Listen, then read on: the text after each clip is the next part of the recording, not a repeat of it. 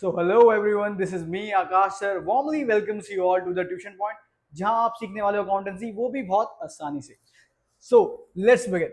देखो बच्चों, last class में हमने देखा था कि भाई लाइबिलिटीज क्या होती हैं, लाइबिलिटीज के हमने टाइप्स को समझा था, करंट लाइबिलिटीज क्या होती हैं, नॉन करंट लाइबिलिटीज क्या होती हैं. आज हम सीखने वाले हैं नॉन करंट एसेट्स के बारे में. भाई एसेट्स क्या होते हैं? एसेट्स एक इकोनॉमिक रिसोर्सेज होते हैं बच्चों. एसेट्स क्या होते हैं? Assets are economic resources which helps a business to conduct its operation smoothly. Right. अब क्या है भाई, अब हमें सीखना है नॉन करंट एसेट्स. तो आप ये मान सकते हो कि भाई नॉन करंट एसेट्स वो एसेट्स होते हैं जो हमें रेवेन्यू जनरेशन में हेल्प करते हैं. Resources held by an entity. Entity क्या है भाई? एंटिटी होती है एक बिजनेस फॉर्म. जैसे फॉर एग्जांपल मान लो ट्यूशन पॉइंट क्या है? Tuition point is an entity. Right. Tata क्या है भाई? Tata is an entity. आपका स्कूल XYZ पब्लिक स्कूल, ये क्या है बच्चों? This is also an entity. Right. So देखो, resources held by an entity to facilitate continuous business operation, मतलब जो आपको लगातार बिजनेस ऑपरेशन करने में हेल्प करेंगे उन्हें हम क्या बोलते हैं? Non current asset. जैसे डिजिटल बोर्ड मुझे लगातार पढ़ाने में हेल्प करने वाला है. राइट. जो फोन जिसके अंदर मैं इस वीडियो को शूट कर रहा हूँ, ये मुझे लगातार कंटेंट क्रिएट करने में हेल्प करने वाला है. राइट. तो ये क्या है? Non current assets. तो याद रखना, non current assets are those assets which are held not for the purpose of sale, जिसको आप बेचने के पर्पज से कभी बिजनेस में नहीं रखते हो. देखो, अब इसके दो टाइप हैं. First we have tangible fixed assets. क्या है? Tangible fixed assets. तो सबसे पहले समझते हैं यार व्हाट इज टेंजिबल. भाई टेंजिबल वो चीज होती है जिसे मैं छू सकता हूँ, जिसे मैं टच कर सकता हूँ, जिसे मैं देख सकता हूँ. राइट. जैसे मैं डिजिटल बोर्ड को टच भी कर सकता हूँ, देख भी सकता हूँ. तो ये क्या है? ये है टेंजिबल फिक्स्ड एसेट्स. जैसे ये प्रेमाइसेस, जिस प्रेमाइसेस में मैं तुम्हें पढ़ा रहा हूँ. राइट. ये क्या है? इसे तुम देख भी सकते हो, टच भी कर सकते हो. तो tangible fixed assets are those assets which have physical existence, which have physical structure. Right. जैसे क्या हो सकता है? जैसे मशीनरी. राइट. मशीनरी को आप देख भी सकते हो, मशीनरी को आप छू भी सकते हो. राइट. रियल एस्टेट लैंड, जमीन को आप देख सकते हो, टच कर सकते हो. राइट. कॉर्पोरेट बिल्डिंग्स आप देख सकते हो, टच कर सकते हो. कंप्यूटर देख सकते हो, टच कर सकते हो. इवन मोबाइल फोन आपका हो सकता है. राइट. अगर आप कंटेंट क्रिएशन कर रहे हो तो मोबाइल फोन क्या है? ये भी तो आपको असिस्ट ही कर रहा है बिजनेस करने में. राइट. इसे आप देख भी सकते हो, टच भी कर सकते हो. डिजिटल बोर्ड हो गया, ठीक है, आपका एयर कंडीशन हो गया. राइट. फर्नीचर हो गया जहां पर भाई बच्चे आएंगे, बैठेंगे, पढ़ाई करेंगे. राइट. तो ये सारे क्या है बच्चों? ये सारे हैं टेंजिबल फिक्स्ड एसेट्स. अब बात करते हैं भाई इनटेंजिबल फिक्स्ड एसेट्स की क्या होती है. तो intangible fixed assets are those assets which cannot be seen or touch, जिनको ना आप देख सकते हो ना आप इनको टच कर सकते हो. जैसे जैसे इसमें सबसे बेस्ट एग्जांपल है आपका गुडविल. क्या है? गुडविल. इनकी क्या फिजिकल एग्जिस्टेंस होती है? नहीं होती. राइट. जैसे ट्रेडमार्क, जैसे पेटेंट्स, जैसे कॉपीराइट्स, कंप्यूटर सॉफ्टवेयर, आप इन्हें टच नहीं कर सकते. कंप्यूटर सॉफ्टवेयर को टच कर सकते हो? नहीं कर सकते. राइट. तो कंप्यूटर सॉफ्टवेयर भी क्या हुआ? Intangible assets. क्या हुआ? Intangible assets. इन 5 इंटेंजिबल एसेट्स से ज्यादा आपको नहीं पढ़ने हैं, ये इनफ है, मोर देन इनफ है आपके लिए. आओ समझते हैं यार कि गुडविल क्या होती है. पहले तो गुडविल को समझने की कोशिश करते हैं कि भाई गुडविल होती क्या. तो लेट्स बिगिन विद गुडविल. देखो बच्चों, गुडविल को समझने की थोड़ी सी कोशिश करेंगे. इसके लिए मैं तुम्हें एक बहुत ही प्यारा सा एग्जाम्पल देने वाला हूँ. देखो, ये है गुडविल. राइट. गुडविल होती है आपकी ब्रांड वैल्यू, आपकी बिजनेस की इमेज. और कैसी इमेज बच्चों? एक अच्छी बिजनेस इमेज. अगर आपकी एक अच्छी बिजनेस इमेज है तो इट मींस क्या है? गुडविल. राइट. मान लो फॉर एग्जांपल ट्यूशन पॉइंट में बहुत सारे बच्चे पढ़ते हैं और बहुत सारे बच्चों के अच्छे मार्क्स आते हैं, तो इससे गुडविल किसकी जनरेट हो रही है? ट्यूशन पॉइंट की गुडविल बच्चों जनरेट हो रही है. राइट. अब हमें पता है टाटा. टाटा पे हम क्या करते हैं बच्चों? आंख बंद करके भरोसा कर लेते हैं. क्यों? क्योंकि टाटा की एक गुडविल है. टाटा की क्या है? एक गुडविल. अब अनफॉर्चुनेटली मान लेते हैं कि भाई मेरा जो ट्यूशन पढ़ाने वाला जो प्रोफेशन है अच्छे से काम नहीं कर रहा, लेकिन मैंने क्या देखा है? ट्यूशन के नीचे एक दुकान खुली हुई है. ठीक है. मैंने देखा फटाफट, और उस दुकान का नाम क्या? बिट्टू टिक्की वाला. क्या नाम है? बिट्टू टिक्की वाला. और मैं देख रहा हूँ भाई धड़ल्ले से भीड़ लगी हुई है, लोग आए जा रहे हैं, टिक्की खाए जा रहे हैं, आए जा रहे हैं, टिक्की खाए जा रहे हैं, आए जा रहे हैं, टिक्की खाए जा रहे हैं. तो मैं क्या कर रहा हूँ कि भाई एक काम करता हूँ, भाई मैं भी टिक्की बेचूंगा. मैंने भी क्या करा? एक तवा ले लिया और यहाँ पे छोटी छोटी छोटी छोटी टिक्कियां बना दी. और टिक्की भी मैं कैसी बना रहा हूँ भाई? मैं बना रहा हूँ भाई ओट्स की टिक्की. ठीक है. टिक्की है भाई प्रोटीन टिक्की. भाई ऑयल यूज कर रहा हूँ ऑलिव ऑयल. लेकिन फिर भी कस्टमर यहाँ नहीं आ रहा. कस्टमर भाग के कहाँ जा रहा है? बिट्टू टिक्की वाले के पास. ऐसा क्यों भाई? ऐसा क्या है भाई बिट्टू टिक्की वाले में? तो बच्चों, बिट्टू टिक्की वाले के पास गुडविल है. क्या है? गुडविल. भाई मेरे पास पैसा है, ठीक है, धन है, दौलत है, सब कुछ है, लेकिन मेरे पास क्या नहीं बच्चे? गुडविल नहीं है मेरे पास. क्या नहीं है? गुडविल. लेकिन बिट्टू टिक्की वाले के पास क्या है? गुडविल है. अब जिसके पास गुडविल होगी उसे बच्चों ना प्रमोशन की जरूरत, ना किसी चीज की जरूरत. कस्टमर अपने आप रिकमेंड करेगा और कस्टमर्स की लाइन लगी रहेगी। तो याद रखना गुडविल एक इंटेंजिबल एसेट है, कभी दिखाई नहीं देता, राइट। जैसे मैकडी, आपको बर्गर खाना हो, कहाँ जाओगे भाई? मैकडी चले जाते हैं, ठीक है। कहाँ चले जाते हैं? पिज्जा खाना है, पिज्जा हट चले जाते हैं, डोमिनोज चले जाते हैं। क्यों? और किसी का नाम क्यों नहीं आ रहा भाई? जैन पिज्जा क्यों नहीं जा रहे सारे के सारे? रीजन क्या है भाई? जैन पिज्जा की इतनी गुडविल नहीं है सर, आप समझो बात को, राइट। गुडविल किन किन ब्रांड्स की गुडविल है? तो goodwill over the period of time, जब हम लगातार मेहनत करते रहते हैं तो गुडविल जनरेट हो जाती है, राइट। राइट, और गुडविल क्या है? वो हमें एक्स्ट्रा यानी सुपर सुपर प्रॉफिट अर्न करने में हेल्प करती है, हमें अब नॉर्मल प्रॉफिट अर्न करने में हेल्प करती है, राइट। जैसे मैंने भी टिक्की की दुकान खोली, लेकिन कस्टमर नहीं आ रहे, बैठ के क्या करें सर? मक्खी मार रहे हैं। रीजन? क्योंकि सर की टिक्की की गुडविल नहीं है। लेकिन अगर हाँ ट्यूशन पॉइंट की बात करें तो भाई पढ़ने के लिए तो बच्चे भाई दूर दूर से आ रहे हैं। क्यों? क्योंकि भाई ट्यूशन लाइन में मुझे बहुत ज्यादा टाइम हो चुका है, मेरे पास बहुत ज्यादा एक्सपीरियंस है, मेरे पास बहुत ज्यादा सेटिस्फाइड स्टूडेंट्स हैं जिनका रिजल्ट बहुत अच्छा है, तो गुडविल जनरेट हो गया। तो बार बार रेकमेंड करते हैं कि भाई अकाउंटेंसी पढ़नी है, कहाँ पढ़ लो? ट्यूशन पॉइंट में पढ़ लो, राइट। इकोनॉमिक्स पढ़नी है, कहाँ पढ़ लो? ट्यूशन पॉइंट पे पढ़ लो, ठीक। तो इसे बोलते हैं गुडविल, राइट। अब ट्रेडमार्क भी आपको पता है, ट्रेडमार्क क्या होते हैं? जो आपके प्रोडक्ट को प्रोटेक्ट करने का काम करते हैं। जैसे नाइकी का ट्रेडमार्क क्या है? ये नाइकी का ट्रेडमार्क है, राइट। तो है कुछ नहीं बच्चों ये, ठीक है। ये भी क्या एक तरीका इंटेंजिबल एसेट है। पेटेंट्स, पेटेंट्स क्या होते हैं भाई? पेटेंट्स होते हैं कि मान लो आपके पास कोई नॉलेज है, कोई एंशिएंट नॉलेज है, राइट। जैसे मान लो मेरे दादाजी थे और मेरे दादाजी को आयुर्वेदा की बहुत ज्यादा नॉलेज थी, तो उन्होंने क्या करा? उन्होंने एक ऐसी पोटेंट मेडिसिन बना दी जिसे खा के बच्चों का दिमाग ऐसे तेज दौड़ता है कि बच्चे एक बार पढ़ लें तो भूलते नहीं है चीजों को, राइट। तो दादाजी ने क्या करा? उसके ऊपर पेटेंट्स ले लिए। अब कोई भी अगर मेडिसिन आएगी और इस मेडिसिन के सॉल्ट्स को इस्तेमाल करनी चाहेगी कि भाई मैं भी सेम सॉल्ट्स डाल के कुछ और प्रोडक्ट को लॉन्च कर देती हूँ, किसी और नाम से लॉन्च कर देती हूँ। जैसे आपको पता है बाबा रामदेव है, तो पतंजलि ने मेरे दादाजी के आइडिया को कॉपी करने की कोशिश करी और सेम सॉल्ट उन्होंने यूज करने की कोशिश करी, लेकिन वो कर नहीं पाए। रीजन? क्योंकि हमने तो पहले से यार पेटेंट्स ले रखे थे, तो जैसे यूज करेंगे उन्हें हमें पैसे देने पड़ेंगे, राइट।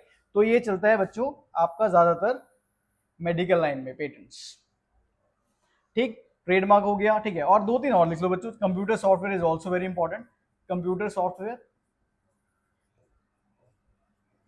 राइट। और आपको पता है भाई यूट्यूब पे क्या आ जाता है भाई? कॉपीराइट। क्या जाता है? कॉपीराइट। अगर किसी इंसान ने बहुत मेहनत करके, ठीक है, एक गाना गाया, अब सपोज वही गाना, ठीक है, टी सीरीज ने खरीद लिया और मैंने भी क्या करा भाई? सेम गाना क्या करा भाई? अपनी वीडियो में यूज कर लिया। कॉपीराइट लेने आ जाएगा भाई, कॉपीराइट लगा देगा कौन? T series. और सारा पैसा कौन खा जाएगा? T series. तो कॉपीराइट भी क्या होता है बच्चों? एक तरीके का इंटेंजिबल एसेट्स है, ठीक है। तो 5 इंटेंजिबल एसेट्स हैं, कौन कौन से? गुडविल, ट्रेडमार्क, पेटेंट्स, कॉपीराइट और कंप्यूटर सॉफ्टवेयर, ठीक है। तो ये सारे क्या है? ये सारे हैं इंटेंजिबल एसेट्स। तो इतने इंटेंजिबल एसेट्स पढ़ लो, इनफ है, राइट। क्या सर इंटेंजिबल एसेट्स की वैल्यू भी डिक्रीज होती है? हाँ जी बच्चों, बिल्कुल होती है। क्या सर फिक्स्ड एसेट्स की वैल्यू डिक्रीज होती है? हाँ सर, बिल्कुल होती है। मान लो कि आज मैंने एक आईफोन लिया, कितने का? 1 लाख रुपीज का। एक साल बाद बेचने निकल गया इसको, चलो बेच देते हैं, कितने पैसे मिल रहे हैं? 80,000। वैल्यू कितनी कम हो गई बच्चों? 20,000 की वैल्यू डिक्रीज हो गई, ठीक है। तो ये जो वैल्यू डिक्रीज हुई है इसे क्या बोलते हैं? डेप्रीसिएशन। क्या बोलते हैं बच्चों? डेप्रीसिएशन, ठीक है। तो याद रखना, fall in the value of fixed assets, fixed assets की वैल्यू में गिरावट आने को क्या बोलते हैं? डेप्रीसिएशन। तो क्या सर इंटेंजिबल एसेट्स की वैल्यू में भी गिरावट आ सकती है? जी बिल्कुल आ सकती है, और उसे क्या बोलते हैं हम? अमोर्टाइजेशन। क्या बोलते हैं? Amortisation, right. अमोर्टाइजेशन क्या है? Decrease in the value of intangible assets. अगर इंटेंजिबल एसेट्स की वैल्यू डिक्रीज होगी तो हम उसे अमोर्टाइजेशन बोलेंगे, अगर टेंजिबल एसेट्स की वैल्यू कम होगी तो हम उसे डेप्रीसिएशन बोलेंगे।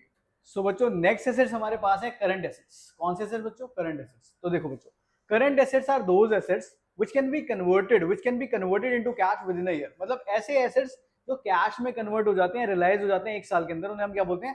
Current assets. लेकिन ऑन द कॉन्ट्रेरी अगर हम नॉन करंट एसेट्स की बात करें तो वो बिजनेस के अंदर फिक्स रहते थे, उन्हें हम कैश के अंदर रियलाइज नहीं करते थे एक साल के अंदर। एग्जाम्पल क्या था उसका भाई? Digital board. क्या डिजिटल बोर्ड को मुझे बेचना था? नहीं। लेकिन मान लो कि भाई एक गारमेंट की शॉप है, कौन सी शॉप है? गारमेंट्स शॉप है, ठीक है। एक स्टेशनरी शॉप है, तो भाई जितने भी गारमेंट्स उसके पास रखे हुए हैं तो उसको क्या करेगा? उनकी आरती उतारेगा? नहीं यार, ऑब्वियसली बात, उसको बेचेगा। क्या करेगा? बेचेगा। स्टेशनरी की दुकान में जितना भी आइटम है, जैसे कि भाई पेन, पेंसिल, तो उसको क्या करने वाला है? बेचने वाला है। तो ऐसे एसेट्स जिन्हें बेच के एक साल के अंदर आप कैश में कन्वर्ट कर दोगे, जिन्हें बेच के आपके पास पैसा आने वाला है, उसे आप क्या बोलते हो? Current assets. तो करंट एसेट्स क्या होते हैं बच्चों? Current assets are those assets which can be converted और realise into cash within a year. जो एक साल के अंदर कैश में कन्वर्ट हो जाते हैं उन्हें हम क्या बोलते हैं? Current assets, right. और नॉन करंट एसेट्स कौन से होते हैं? Which remains fixed in a business, जो बिजनेस में फिक्स रहते हैं, जिन्हें हम इन्वेस्टमेंट पॉइंट ऑफ व्यू की वजह से रखते हैं, जैसे मशीनरी, लैंड, बिल्डिंग। मेरा जो प्रेमाइसिस है मैं इसे थोड़ी बेच दूंगा, राइट। अब क्या स्टेशनरी वाला अपनी दुकान बेच देगा, शॉप को बेच देगा? नहीं बेचेगा। क्यों? क्योंकि शॉप क्या है बच्चों? नॉन करंट एसेट्स है। लेकिन वो इन सारे आइटम्स को तो बेचेगा, पेन, पेंसिल, ठीक है, geometry box, eraser, right, sheets, cellophane sheets, आपकी कार्टर शीट्स, इन सारी चीजों को बेच देगा। तो वो क्या है? आप उसके लिए करंट एसेट्स है, राइट। तो याद रखना बच्चों, करंट एसेट्स क्या होते हैं? Current assets are those assets which will be converted into cash within a year, which will be held in a business for the purpose of resale, ठीक है। जिसे आप सेल या रीसेल के पर्पज से बिजनेस में रखते हो, उन्हें आप करंट एसेट्स बोलते हो, राइट। अब करंट एसेट्स के एग्जांपल देखते हैं बच्चों, क्या क्या है। करंट एसेट्स बहुत ही ज्यादा इंपॉर्टेंट टॉपिक है, प्लीज ध्यान से देखिएगा। अब मैं समझाने की कोशिश करता हूँ। तो लिस्ट बनाते हैं बहुत सारे करंट एसेट्स की, राइट। तो करंट एसेट्स में बच्चों सबसे पहले आता है कैश और बैंक। क्या होता है? कैश और बैंक। भाई कैश और बैंक सबसे ज्यादा लिक्विड होता है, लिक्विड मतलब सबसे जल्दी कैश में कन्वर्ट हो जाता है, राइट। कैश तो खुद ही कैश की फॉर्म में, इससे जल्दी और कोई एसेट है जो कैश में कन्वर्ट हो सकता है? नहीं हो सकता। बैंक बैलेंस, भाई एटीएम लेके जाओ, फटाफट पैसों को विड्रॉ कर लो, जिस टाइम विड्रॉ करोगे उस टाइम कैश में कन्वर्ट हो गए, राइट। दूसरा हमारे पास है डेटर। कौन है? डेटर। डेटर कौन होता है बच्चों? डेटर वो इंसान होता है जिसे मैं उधार पे सेल करता हूँ, जिसे मैं क्रेडिट पर सेल करता हूँ। तो मैं उससे कितने दिनों में पैसे ले लूंगा? 1 महीना, 2 महीना, 3 महीने, 4 महीने। अब ये थोड़ी मैं उसे बोलूंगा कि भाई एक काम करो 1 साल के बाद पैसे दे दियो। कोई दुकानदार बच्चों ऐसा काम नहीं करता। फॉर एग्जाम्पल अगर आप अपने पास के किराने शॉप के पास देखोगे, अपने लाला जी की दुकान को देखोगे, तो वो भी क्या करते हैं बच्चों? आपको क्या करते हैं? आपको ब्रेड लेना है, बटर लेना है, दूध लेना है, तो बोलते बेटा कोई बात नहीं, कल दे देना पैसे, शाम को दे देना पैसे। तो उन्होंने भी क्या करी? आपको क्रेडिट सेल कर दी। क्रेडिट मतलब उधार, ठीक है। तो क्रेडिट सेल कर दी। अब क्रेडिट सेल का मतलब क्या? उन्होंने आपको उधार में सामान दे दिया। क्या लाला जी आपसे पैसे 1 साल के अंदर नहीं लेंगे? ऑफ कोर्स यार लेंगे, बिल्कुल लेंगे। वो क्या कहेंगे कि बेटा हफ्ता हो गया, बेटा आपने पैसे नहीं दिए, मम्मी को बोलना पैसे दे देंगे, करेक्ट। तो डेटर हो गया। डेटर क्या होता है? जिससे आपको पैसा लेना होता है, उसे आप क्या बोलते हो? डेटर, ठीक है। डेटर जनरली कैसे जनरेट होता है? जब हम किसी को क्रेडिट पर सामान भेज देते हैं, यानी उधार सामान भेज देते हैं, तो डेटर जनरेट हो जाता है, राइट। नेक्स्ट हमारे पास है बिल्स रिसीवेबल। क्या है? Bills receivable. अभी हमने पढ़ा था लास्ट वाली वीडियो में, एक ऐसा बिल बच्चों जिसके बदले मुझे पैसा देना था, ठीक है। याद है वाला बिल? मिस्टर आकाश ओज, याद आ रहा होगा थोड़ा थोड़ा। मिस्टर आकाश ओज अ सम ऑफ ₹10,000 फ्रॉम आर्यन। आर्यन से मैंने पैसे लिए थे, याद आ रहा है पिछली वीडियो में? आर्यन पेबल ऑन, ठीक है, 3 महीनों के अंदर बच्चों पेमेंट करनी होती है, ठीक है। पेबल विद इन 3 मंथ्स, ठीक है, जिसको आपको 3 महीने के अंदर पेमेंट करनी होती है। याद आ रहा है? ऐसा एक बिल बनाया था हमने, तो उसने मुझसे साइन कराए थे। साइन करा के बिल किसने रख लिया था? आर्यन ने अपने पास उस बिल को रख लिया था, राइट। अब इस बिल के बदले मुझे क्या देने हैं? मुझे बच्चों पैसे देने हैं इस बिल के बदले, राइट। तो मेरे लिए क्या लाइबिलिटी है? मेरे लिए क्या लाइबिलिटी है? आर्यन के लिए भाई ये एसेट था, तो मेरे लिए क्या है? मेरे लिए लाइबिलिटी थी। लेकिन आर्यन के लिए क्या था? ये एसेट था, क्योंकि आर्यन को इस बिल के बदले पैसा रिसीव होने वाला था। तो बिल्स रिसीवेबल क्या होता है बच्चों? एक ऐसा बिल जिसके बदले आपको पैसा मिलने वाला। तो ये भी आपके लिए क्या है? एसेट है, राइट। ये बिल रियलाइज हो जाएगा कितने दिनों में? 3 महीने में। मैच्योरिटी कितनी होती है बच्चों? 3 महीने। 3 महीने की मैच्योरिटी है, 3 महीने के अंदर आपको इस बिल के बदले पैसे मिलने वाले हैं, राइट। अब मोस्ट इंपॉर्टेंट क्या है भाई? जो सबसे ज्यादा इंपॉर्टेंट है वो है बच्चों आपका स्टॉक। क्या है? Stock, right. स्टॉक को आप क्या बोलते हो? इन्वेंट्री के नाम से भी जानते हो। किस नाम से जानते हो? इन्वेंट्री के नाम से। भाई स्टॉक क्या है? ठीक है, क्या है सर ये स्टॉक? बच्चे वो वाला स्टॉक्स नहीं है जो आप खरीद लेते हो स्टॉक मार्केट, ये वो वाला स्टॉक नहीं है। स्टॉक बेसिकली होता क्या है? मान लो फॉर एग्जाम्पल, सेम एग्जाम्पल ले लेते हैं, ठीक है। मान लो एक स्टेशनरी की शॉप है, तो स्टेशनरी की शॉप पे जितना सामान बिकने वाला है वो क्या कहलाएगा? स्टॉक्स। स्टॉक्स को आप गुड्स भी बोल सकते हो, आप इसे इन्वेंट्री भी बोल सकते हो, राइट। तो ये सारे क्या हैं? ये सारे आपके स्टॉक्स हैं, राइट, जिन्हें बेच के पैसा कमाने वाले हो, राइट। जैसे बिट्टू टिक्की वाला, बिट्टू टिक्की वाला क्या बेचेगा भाई? टिक्की बेचेगा, भल्ले पापड़ी बेचेगा, तो उसके लिए ये सारी चीजें क्या है? ये सारी चीजें उसके लिए स्टॉक्स हैं, करेक्ट। अब भाई एक नाइकी के लिए स्टॉक्स क्या हो गया बच्चों? चलो कमेंट सेक्शन में बताओ भाई। नाइकी के लिए हो गया भाई शू हो गया सर, ठीक है। उसके लिए टी शर्ट हो गई, ठीक है। जिन भी चीजों को वो बेच के पैसा कमाएगा उसके लिए क्या है बच्चों? स्टॉक्स है। क्या है? स्टॉक्स, ठीक है। आपने सुना भी होगा कि यार स्टॉक खत्म होने वाला है, दुकान में तो स्टॉक भर लेते हैं। स्टॉक का मतलब क्या है? कि भाई सामान भर लेते हैं, गुड्स भर लेते हैं, राइट। इनको क्या बोलते हैं भाई? इनको बोलते हैं करंट एसेट्स। क्यों? क्योंकि रियलाइज हो जाएंगे। इन्हें बेचोगे, बेचते ही पैसा आ जाएगा। अब मान लो कोई दुकान वाला ऐसा है जो बोलता हो कि भाई 1 साल के बाद बेचूंगा मैं, 1 साल में तो दिवाले पिट जाएगा यार, ठीक है, पैसे कहाँ से आएंगे, दुकान कैसे चलेगी, घर कैसे चलेगा, राइट। ज्यादा से ज्यादा वो आपको 2 महीने 3 महीने का क्रेडिट दे सकता है, इससे ज्यादा वो आपको क्रेडिट अवेल नहीं करेगा। ठीक, अब कैश एंड बैंक हमने पढ़ लिया, कैश पढ़ लिया, डेटर पढ़ लिया, बिल्स रिसीवेबल पढ़ लिया, ठीक है, और हमने पढ़ लिया स्टॉक्स।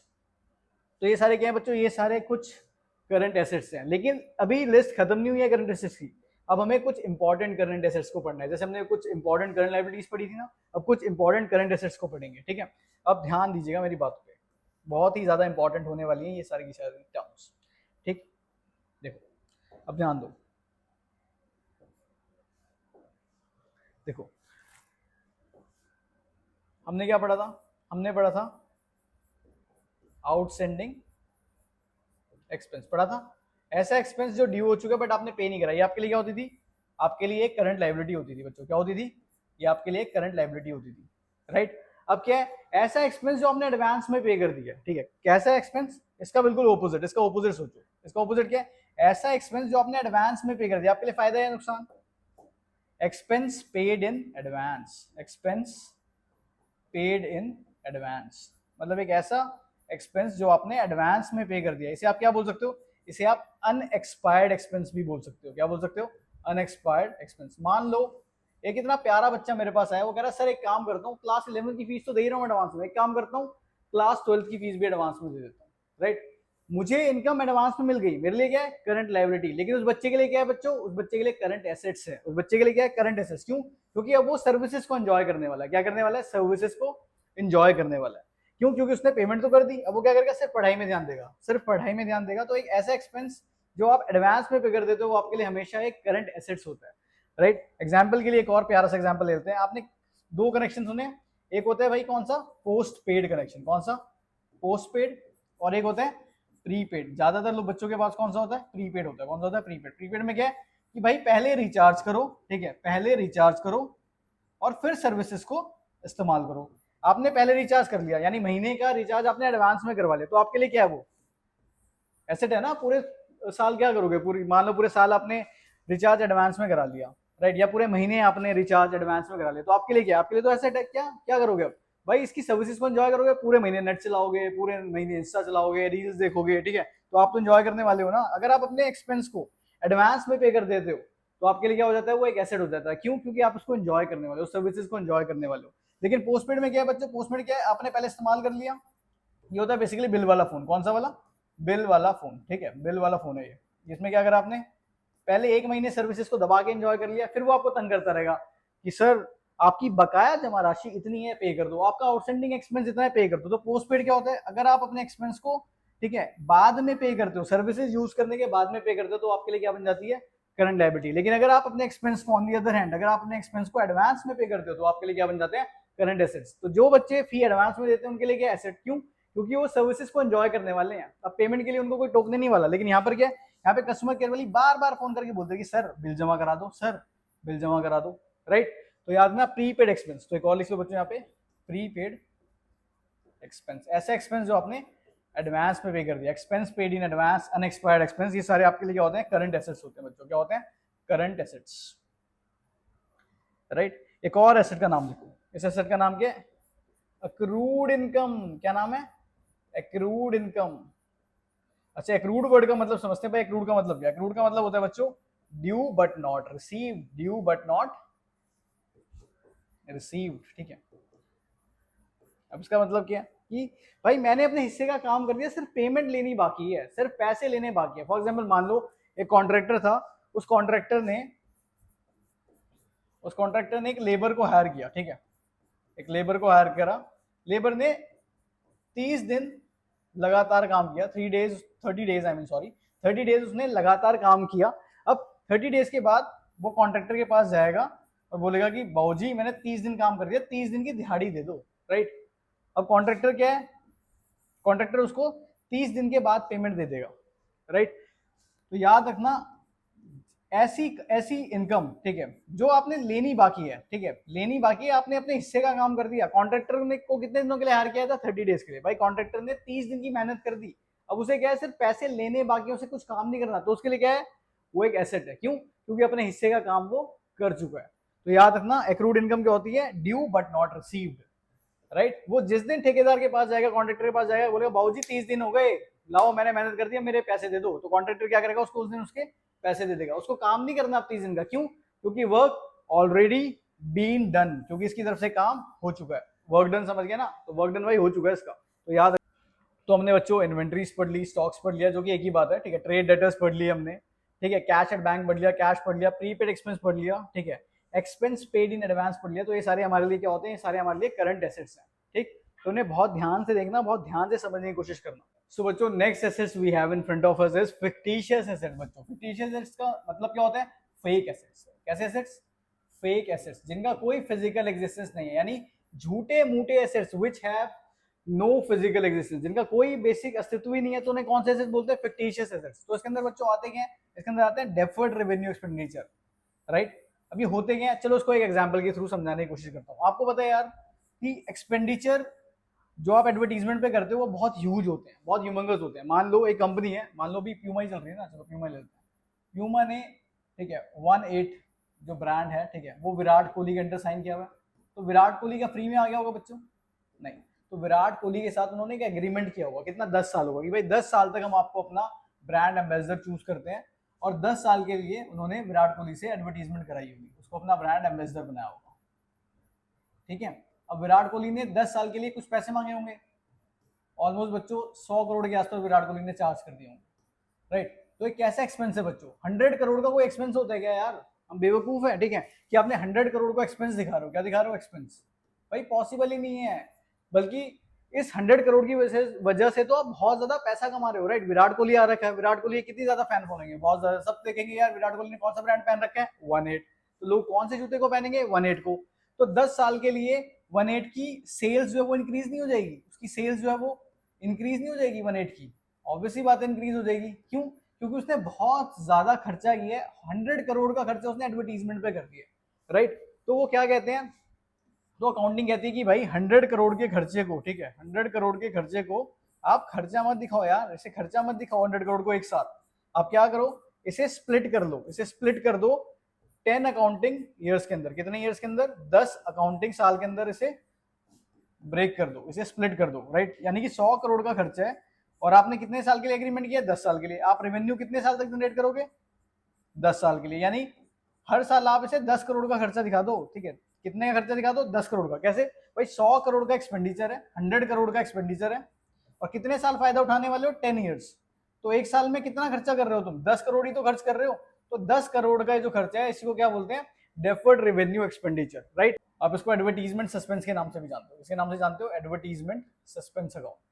अब यार ये हैवी टर्म हो गई ना, ठीक है, बहुत हैवी टर्म हो गई। क्या हो गई? ये बहुत हैवी टर्म हो गई। तो इन हैवी टर्म को आप ज्यादा सोचो मत कि यार बहुत मुश्किल टर्म है। बस ऐसे याद रखो कि भाई झूठे मूठे एक्सपेंस है, झूठे मूठे एसेट्स हैं, झूठे मूठे एसेट्स हैं। और झूठे मूठे एसेट्स को क्या बोलते हैं? Fictitious assets. और आता क्या? सिर्फ एक ही एसेट इसके अंदर आता है बेसिकली, डेफर्ड रेवेन्यू एक्सपेंडिचर, जिसे आप एडवर्टीजमेंट सस्पेंस के नाम से भी जानते हो। एडवर्टीजमेंट सस्पेंस बोल दो या डेफर्ड रेवेन्यू एक्सपेंडिचर बोल दो, one and the same thing, एक ही बात है।